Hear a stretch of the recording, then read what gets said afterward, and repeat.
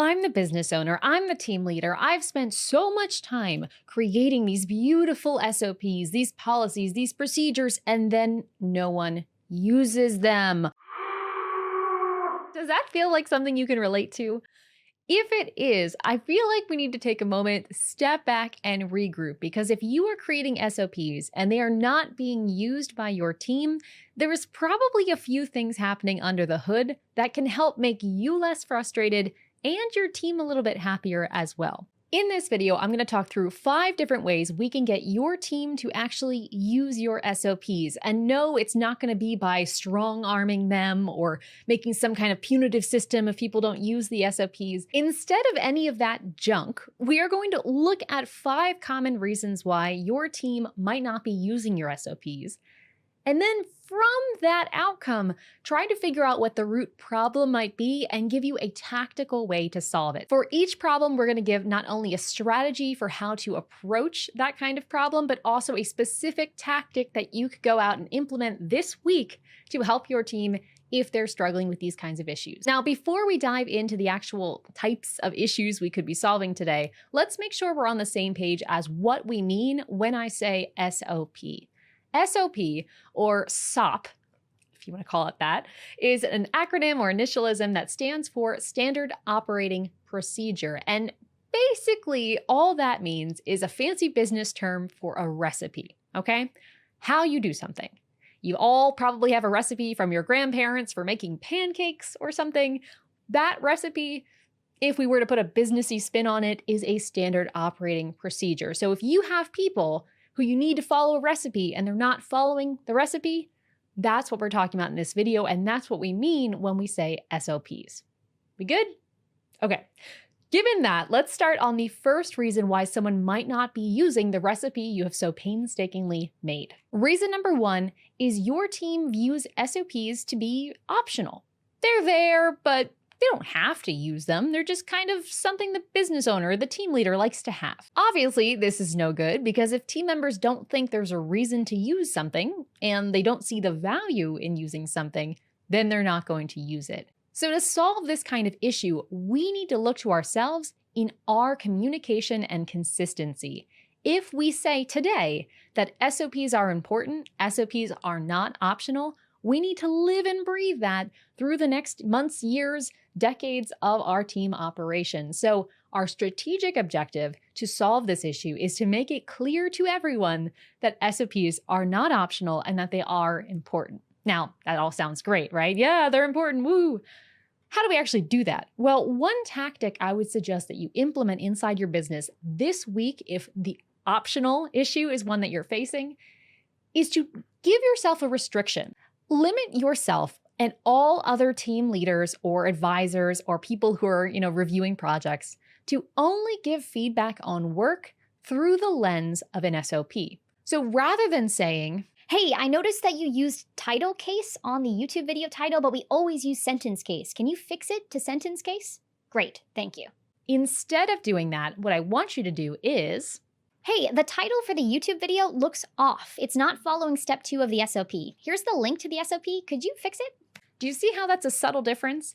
Rather than repeating yourself and regurgitating the SOP, you just say, hey, this isn't right. Use the SOP to make better decisions. All of a sudden, we've demonstrated why SOPs are not optional, and we've also demonstrated that we as leaders, we as people giving feedback, are using SOPs every time we think about performance. Now, before we move on, I want to highlight the fact that this reason number 1 of SOPs being viewed as optional is the reason leaders usually think SOPs are not being used. It's the most common thing leaders think when they're like, my team just doesn't understand how important these are.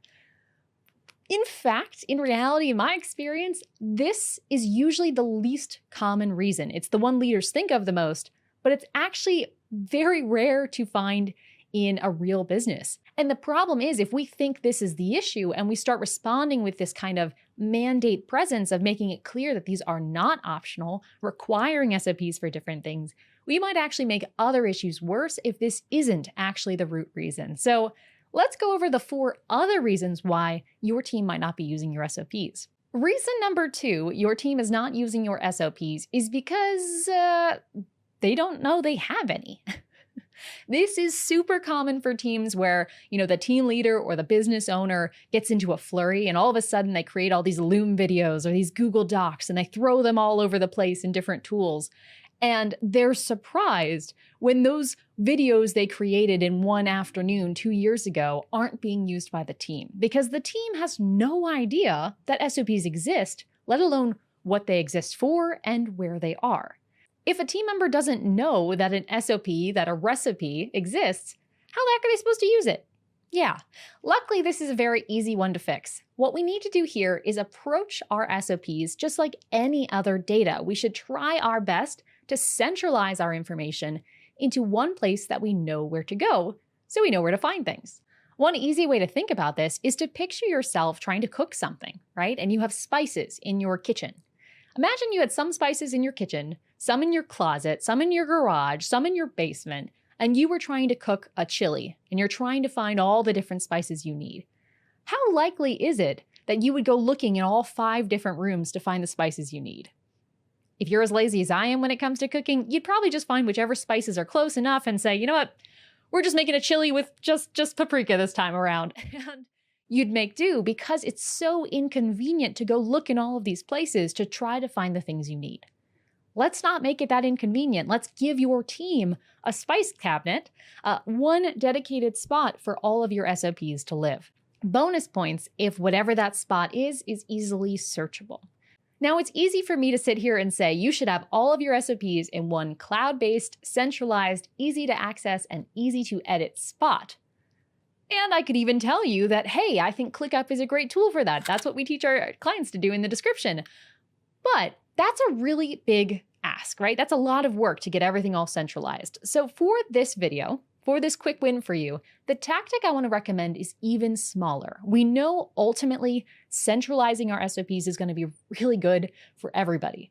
But short of doing that, one tactic you can implement to make sure that SOPs are not unknown is whenever you have a task that has an SOP for it. Let's imagine you had a task for sending a weekly newsletter and an SOP for how to send that newsletter. Link them together.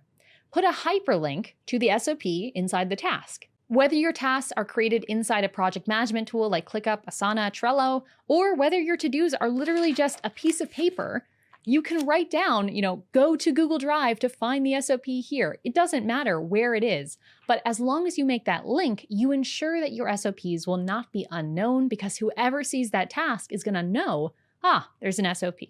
Now that brings us to number 3. What happens if your SOPs are known? People know they're important, yet they don't want to use them because they're not helpful.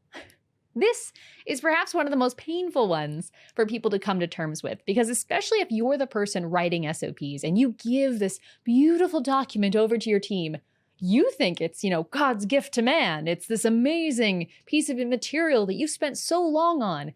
And if someone were to tell you that, I'm not using it because it doesn't help me, that could be kind of hard to hear, but you need to hear it. The main reason SOPs are viewed as not helpful is usually because the SOP and the needs of the worker are not aligned. Either we're creating an SOP for work where we really don't need one, such as creative knowledge work. If someone wrote me an SOP for how to consult about ClickUp in a strategy session, that would be a little bit hard to swallow because there's so much skill and, kind of making things up as you go in some ways, thinking on your feet, that happens in that an SOP would not be that helpful to me. At the same time, the opposite can also be true. We could create really complex SOPs that are so broad and sweeping and general that someone who's trying to do that task doesn't even understand what it's trying to say. And so it's kind of like reading an encyclopedia. It's just so much information that they don't know what to do with it. At the end of the day, an SOP, just like a recipe, is there to help someone accomplish something. And if it's not at the right level or the right level of detail to help that person do something, then what's it for? Then it just becomes bureaucratic paperwork, and we don't need that at this stage of business that you are when you're watching this. So to get beyond this not helpful SOP stage, strategically, what I want us to start thinking about is making sure that SOPs are made by and for doers, not leaders. Now, to be clear, SOPs absolutely help leaders, business owners, managers. Absolutely. Because just like we talked about before, they become a tool for guiding feedback. They become the way you live out your strategy and vision and purpose and values. It's really the embodiment of all the strategic stuff that you do as that kind of person in your business. But that is secondary to the primary purpose of SOPs. And that primary purpose is to make the worker's life easier, set them up for success, help them do a great job, help them know what they need to do. Whether they're the first week on the job or they've been there 10 years, those SOPs are for them. It's for their ability to take a vacation. It's for their ability to get the job right every time. It's for their ability to make this stuff so easy that they can focus their creative juices on the stuff that they actually need it for. SOPs are for the team, not for the leader. And we need to address that at the strategic level before we can get tactical. But let's talk about tactics, because that's where I live anyway. What is our tactic where we can start implementing this if we feel that unhelpful SOPs are our issue? Well, it's pretty simple. Allow the people doing the work to create the SOPs. That's an easy one. Most of the time, leaders and managers don't know enough about the boots on the ground experience to even write a good SOP, to even know what the worker needs. So unless you are the person doing the work, get your butt out of that SOP writing seat and do not write them. Because if we have the people doing the work writing the SOPs, we guarantee it's written at a level of complexity that they understand. And we know it's going to be written to emphasize the things that that person actually needs because they're the one writing it. Third, and perhaps most important, when a doer writes the SOP, they have that sense of ownership, right? They're the person who wrote this beautiful work of art, so they're more likely to use it and advocate that others use it. Whereas the leader, they already have that kind of intrinsic buy-in by being a leader. They don't need that extra, investment in the SOPs. Leave that to the doers. Now, I know many of you are probably listening to me say, let the workers create the SOPs, and you're freaking out, maybe because you're used to a more top-down approach to systemization, and we talk a lot about bottom-up on this channel. If that is you, I definitely suggest you go up to the top and watch this video we have linked there. It goes over the steps that we suggest when it comes to systemization or SOP creation, and it walks through in detail what does it look like to have the team involved in SOPs, and why is it so much of a time saver versus doing it all yourself. I promise, as a leader, you still have some oversight here, but the results are way, way, way better if you can just get over that sense of giving up a bit of control. Now, related to control, let's talk a bit about trust, because that is the fourth reason why people are not using your beloved SOPs. They don't trust them. Maybe they think they're helpful, maybe they know where they are, maybe they know they're important, but maybe the last time they used the SOP, it was out of date, it led them to do the wrong thing, and now they're kind of resentful because the SOP is not something that they have confidence in.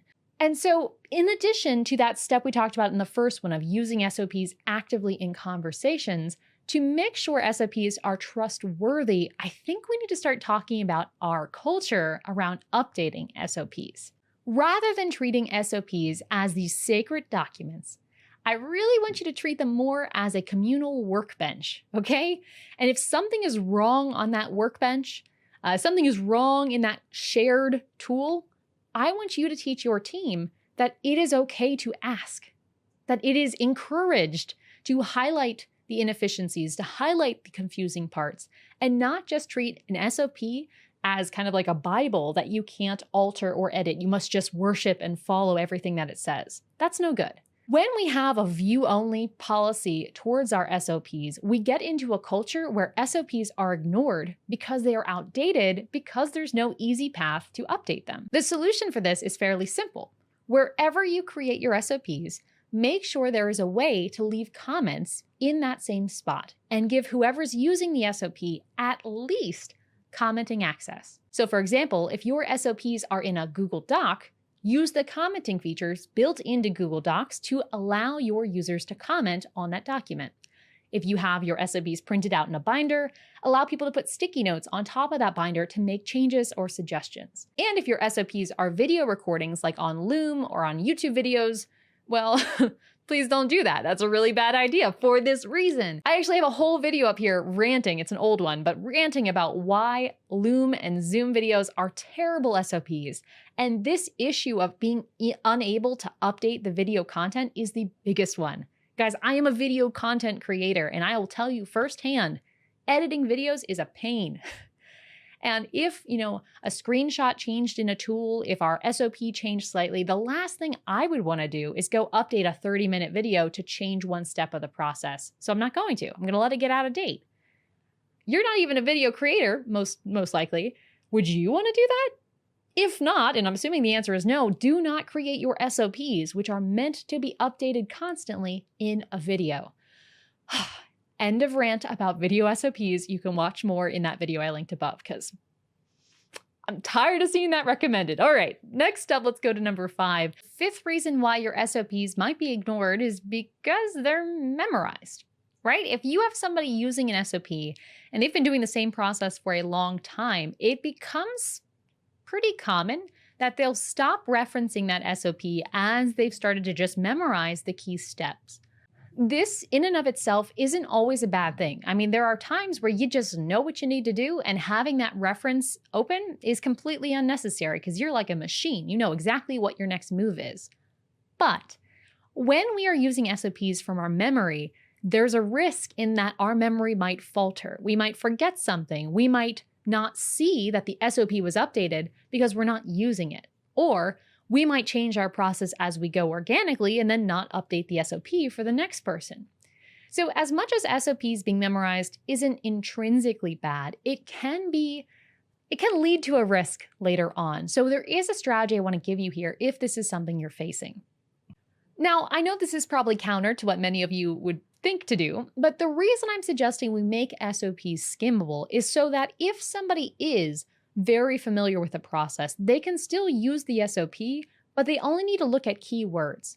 If we make our SOPs more like BuzzFeed articles, where there's a header, a header, a header, and then like you're done, that's pretty accessible. So even if I'm someone who knows exactly what I'm doing, I might pop open that SOP just to check on the big items, even though I now know how to do each of those items. When I see people create SOPs that are long and endless and everything is formatted the same, this isn't very advanced user-friendly. It's pretty much great for beginners, and everyone else is like drooling by the time they get to the bottom of the page. So when we are trying to solve this memorization issue, when we have people who are getting used to a process, let's focus on making the SOP timeless by making it easy to skim.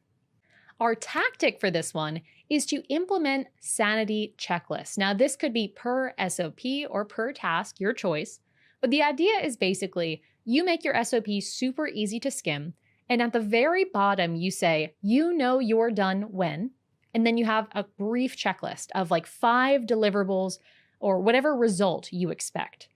For example, if you had an SOP for uploading a YouTube video, you have a long SOP that goes through all the detailed steps of what you need to do. And at the end, the sanity checklist just says, okay, you're done when the video's uploaded, the monetization is set correctly, the info cards are set correctly, the description is set correctly. We don't get into how to do any of that. It's just a last gut check to confirm that if you didn't read all that stuff above, you at least got the right result in the end.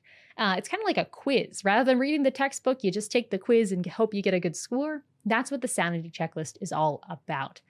I will say I have been doing so many processes in my business for years. Actually, one of the best examples is probably recording a YouTube video. And I have a sanity checklist for recording YouTube videos. And almost every time, miraculously, I seem to forget a step. And I go to mark the task complete and ClickUp, which is what we use here. It yells at me and says, "Are you sure you're done? You didn't take a thumbnail image." Shoot. Okay, go ahead, do it. Or are you sure you're done? You didn't upload the file the right way. And it's still useful to me, having done the processes that I'm doing every single day, every single week for how long. And I think it's kind of hard to overemphasize how helpful these are, because they really are, no matter what stage you're at. So something to try would be the sanity checklist. And I kind of want to throw this in here as a bonus tactic if you're facing the memorization issue. Another one you can do, tactic number 2, bonus, is change the process. Not, menacingly, but, if you find that people are falling asleep when it comes to your email newsletter process, start experimenting. It's probably a sign that you haven't done enough innovation in that process recently if people are falling asleep on it. So if you throw in a curveball, like change your strategy around what you're using for subject lines and revise that SOP, that's a good way to keep people on their toes because you're giving them something fresh to handle each time. But that, my friend, is 5 reasons why your team might not be using your SOPs. And for almost all of these, if you haven't gathered, there's nothing evil or menacing or, bad employee about this. It's more so just your expectations and what the person's expectations are not lining up in some way. So if we can just tweak and adjust and change our daily habits just 1%, 2%, I think you'll find that most of these issues will just resolve themselves if you make those tiny incremental improvements. If you suspect there's another reason your team might be ignoring your SOPs, please do leave it in the comment below. Maybe we'll do a part 2 video. And until next time, enjoy the process.